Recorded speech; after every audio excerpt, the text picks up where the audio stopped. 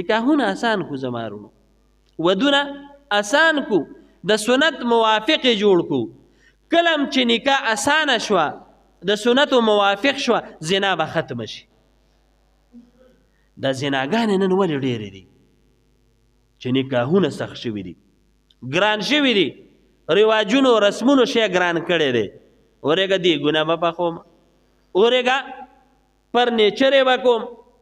میخې به حلالوم او د څو محلو خلک ګڼه ګوڼه به جوړوم اورېږه وراګانې به راځي جنجونه به وي ډزې به کېږي خلک راغونډوم او زمونږ پښتنو ورته یو قرآن مثال هم جوړ کړی دی وی واده په ټنګ ټکور ښه ښکاري او مړی په جړا باندې بالکل د شریعت خلاف خبره ده چې څوک دا کوي غم او خادي واده او مړی دا دواړه د نبی کریم صلی الله علیه وسلم په طریقو باندې ښکلي ښکاري ښه په ډول سورناخه نه ښکاري بدې پې ښکاري سنت دی که نه یو سړی سنتو له را روان دی په لار کې ګډېږي نو خلک بوی دا لیونی دی تاسو اوس راځئ سنت کوئ ماسپښین منزل را روانې یا سحر منزل را روانې او چې کور دی اودس وکړو نو هغه ځای را په بنګړه ورشه او لاسونه هم پړه کوه او ګډا کوه هلکه څه کې سنت ولزم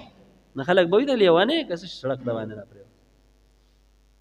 واده په یو حال کې فرض دی یو کې واجب دی یو کې سنت دی یو کې مستحب دی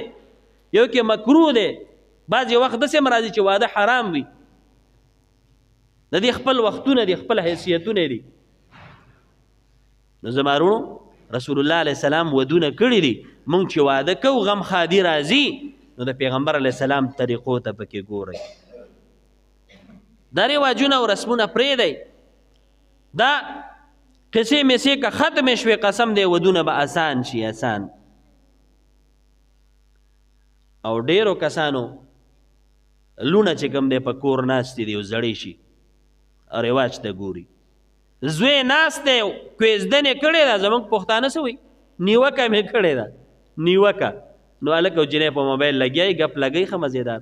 خو پردی ده نکاح خو د ده ورسره نه ده شوې نیوکه مې کړې ده ښه نو څه چل کوې واده ولې نه کوې ورګه که نه واده کوو په دې به زه ارمانونه رجومه د ده ارمان صحیح ګډاګانې ډول سورنه او ټیپونه ډزې او فضولیات قسم په الله یو کس ماته ووې کېناسته مولوي صاحب ختم راله وکړه دعا راله وکړه وظیفه راله راکړه ما یې وایه څه چل دی څه مسله ده وی دا څلورم دی پنځم کال دی چې ما کویزدن کړې ده نیوکه مې کړې ده او باقي رانه ګناه کېږي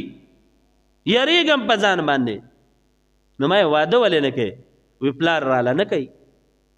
وی چې موږ خو پښتانه یو او موږ خو غټ خاندان دی او ورېږه موږ به پکې دونه څاروي حلالو دونه وریجې به پخوو دونه فرنیچر به کوو دومره ګاډې به راځي دا به کېږي دا به کېږي دا به کېږي وی کور والا مې هلته د پلار په کور هغه هلته په جړه یې ځان مړ که ما دلته دعاګانې کوو روزګار نشته ګراني ده او رواج نه پوره کېږي وي زموږ واده صرف د رواج د وجې نه ایثار دی بعضې خلک په دې وجه لور نه ودی چې بیا به یې خاوند د دې حصه ځمکه رانه غواړي زه درته ښیم داسې پښتانه لوڼې واپس کړې نکاحونه یې خاوندان یې پې پرېښول چې خاوند او ته مانه ځمکه غواړې بس راځه دلته کښېنه قسم دی نومونه ته ښیم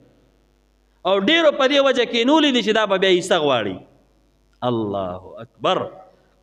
او خالص د قرآن نه انکار دی یوصیکم الله فی اولادکم للذکر مثل حظ الانثیین